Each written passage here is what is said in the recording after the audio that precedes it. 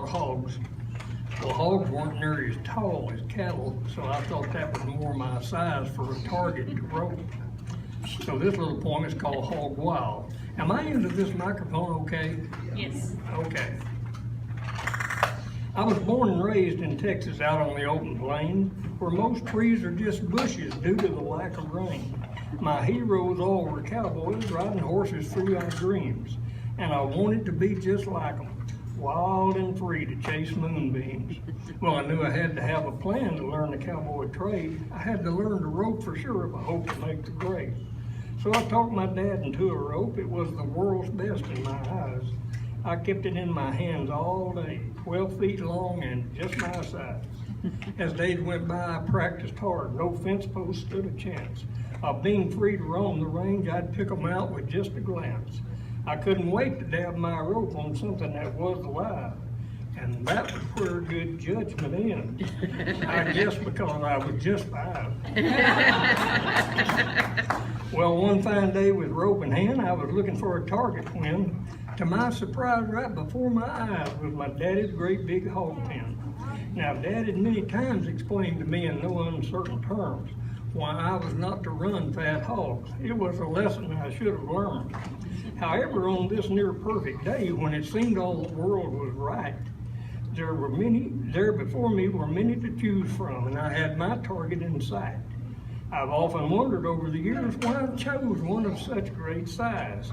I'll blame it on my young age and power and speed I didn't recognize. I made my approach cocky and sure with my loop already made. This big white sow was just laying there in her water hole in the shade. All of a sudden, she's on all 4 feet and then turns to move away. Out went my loop and settled over her head. Goodbye to a beautiful day. As the loop tightened, she let out a squeal and she took off like she'd been shot. She pulled all my slack and never looked back. I'm holding on with all that I've got. Well, we'd only gone about 10 feet when my 2 feet forgot what to do. And I hit the ground and was plowing up dirt and other stuff I wouldn't mention to you. About that time, what rope I had left burned through my hands like a hot rod. My eyes were leaking like I were peeling onions, and my shirt was bunched up in a wad. Then desperation washed over me as I realized the mess I'd made. The sow's wearing my rope and I can't get it back. I need Mom's help, but I'm a little afraid. But I went straight to her and told her my tale, and at first she seemed a bit strained. Then she grabbed a full bucket, went straight to the pen, stepped to the trough, and dumped in the grain.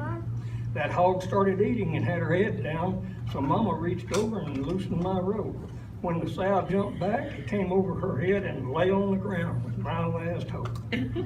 Mom was upset, but I knew it would pass. Dad was different. He was direct without a doubt.